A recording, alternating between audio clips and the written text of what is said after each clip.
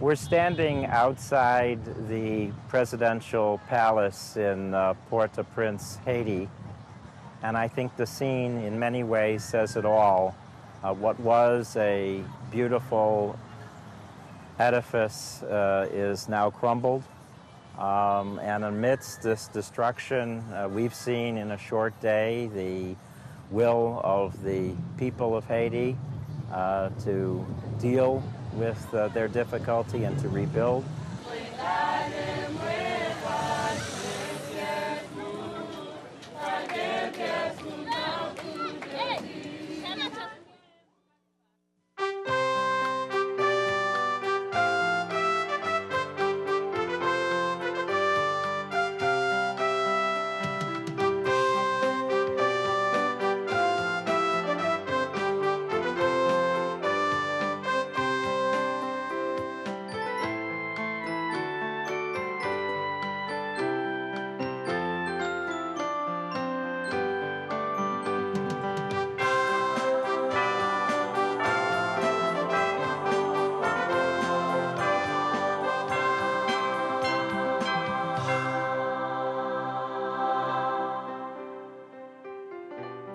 Hello, I'm Aaron Cohen.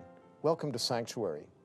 On the afternoon of January 12, 2010, the word Haiti became synonymous with unimaginable devastation and unspeakable human suffering.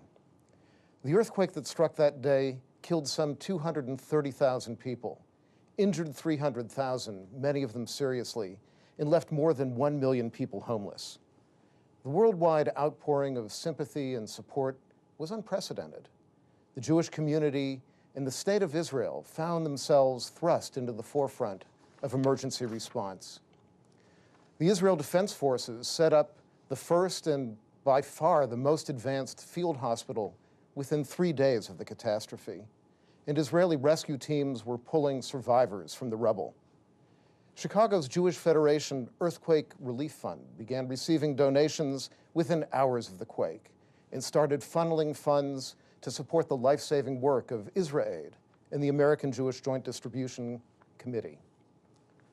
To date, the fund has raised some $800,000, which has gone towards funding the initial rescue response, but also towards ongoing medical care, food, safe water, educational services, and trauma relief.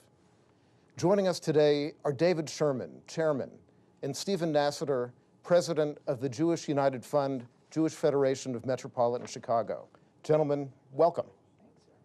Thank you for having us.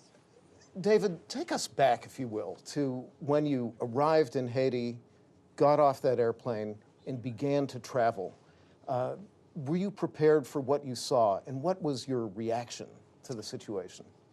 Aaron, it's a real important question. I don't know if I could say I was prepared for what I saw because all I had seen were clips on the news for some time, and the first thing that struck me was the sheer mass of humanity that I saw everywhere, and just moving along in the car, albeit slowly because the intense traffic there, seeing home after building after home literally pancaked. Wow. Third floor onto the second floor onto the first floor, and I have to tell you, that was really an overwhelming sight to see. Mm-hmm. And Steve, I know you've been to places like Ethiopia, you've been to places in Israel where there have been attacks. Did any of this prepare you for that visceral feeling of being in a situation and in a place where people had been so impacted? I think not. This was different. This was of a magnitude that was even larger because, as David said, it was everywhere. Mm-hmm. And no matter how much you read before, and I certainly was no expert on Haiti, I must confess I was not prepared for the extraordinary devastation that we saw. Mm-hmm. You immediately began to interact with Haitians, probably just the people you saw on the street, but also officials who you dealt with. What was their reaction to your arriving, and what was your sense of their level of control of the situation or reaction to the situation? Well, first, I would say that the one bright spot that has come out, if you can view it as a bright spot out of this immense tragedy, is the outpouring of support of so many world organizations and so many volunteer organizations. So I must say that everywhere we went, to the extent that it was almost embarrassing, the thank yous that we received from so many of the, it didn't matter if it was a dignitary, a volunteer, somebody in a clinic, was just an appreciation that the world is noticing what is going on and willing to help. And I think that is in large part because there is a feeling in Haiti that the systems are not necessarily in place in that country through perhaps not the governance that we might be used to. And I think there is a great deal of comfort knowing that there are at least people in the world who care, who are going to try and make their lives better. I also, in terms of the impression, too, we were the first representatives of the organized Jewish community to go to Haiti. So in addition to representing Chicago, we came on behalf of the Jewish Federations of North America. And we had Stars of David and Jewish United Fund on our T-shirts. And there was also a special sense, not only, yes, all the different aid groups that were there, and an appreciation from, but a special appreciation in terms of Israel and the Jewish community.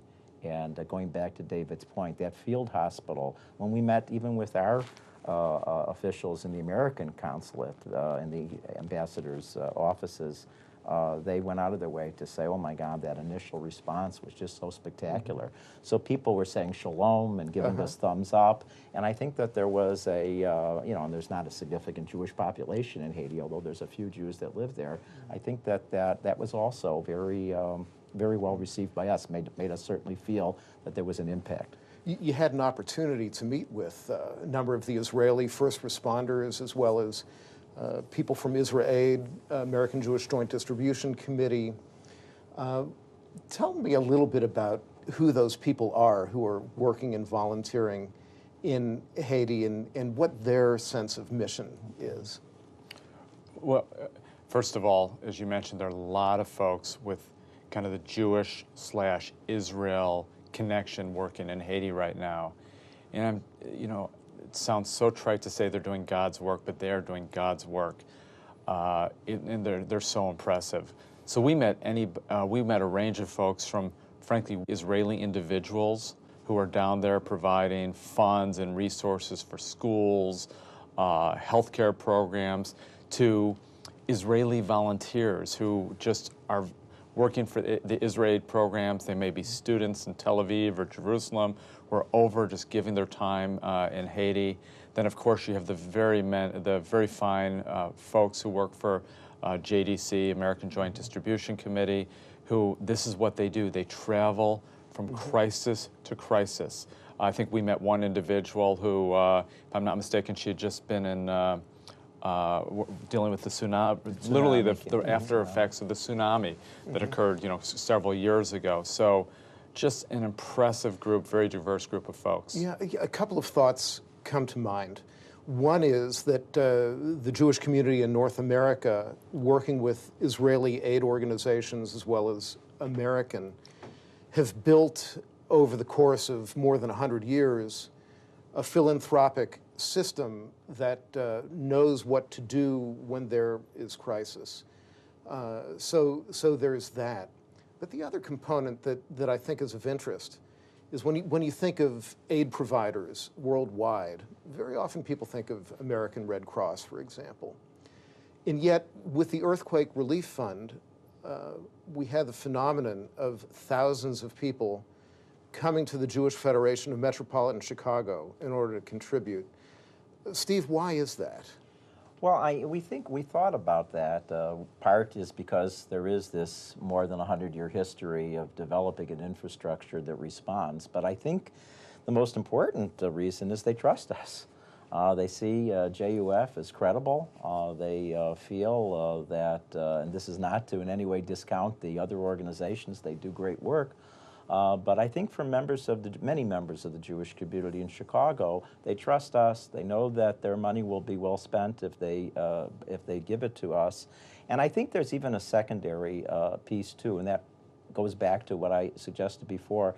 It's also at a time when Israel is sometimes seen in less than positive ways, unfortunately and incorrectly, This is an opportunity for the Jewish community, for Israel, to do its thing in a way that is received in such a positive way. And I you know, remembering watching the news during those first 2 weeks and seeing the Israel Field Hospital, and by the way, some of the dollars that we provided support for that activity, people were very proud of that response, and I think so to a certain extent you have a twofer in terms of a gift that is credible and you think will get to the place, and a second, a sense of projecting a Jewish sense of repairing the world. And David, this really raises an interesting question of what's in the hearts and minds of the people who contribute. And as the chairman, as the volunteer leader of this organization that has helped to galvanize and marshal community support, sometimes, you know, you think of the line from Rabbi Hillel, "If I am only for myself, then who am I?" Is that the kind of sentiment that you think drives this notion that if there's an earthquake in Turkey or Haiti, or if there's a tsunami or a Hurricane Katrina, that we're going to express our need to provide help in a Jewish context? Is that correct? Absolutely. The concept of to save a life, is to save the world. The whole concept of tikkun olam. I think that's probably one of the biggest treats about the role I've had as chairman of the Jewish Federation, is just to see the immense generosity of our community. Our folks in our community really, really want to make a difference and really want to help. And it was noticeable. Again, I just will tell you, being in Haiti, it didn't matter if we were meeting with the president and Madame Proval, or if we were meeting with a leading Haitian philanthropist.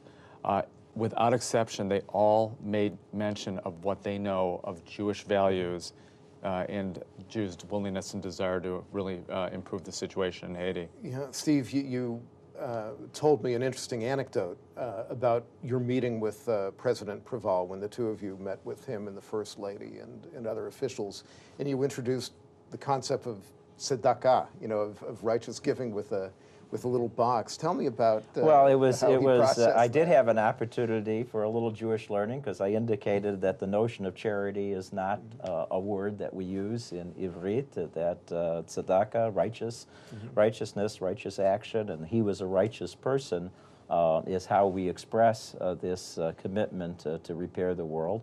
And I presented this tzedakah box and explained what we do with it on Friday nights, etc. And he was very pleased to accept the gift, and he immediately said, well, okay then let's make contributions to this. And he put his first dollar in, and he passed it around the room. We had about 5, 6 people in the room when we were with him, and I have no doubt that those dollars will be doing some good things, but I think we conveyed that idea, and he understood it pretty quickly. So it was a very nice opportunity to share.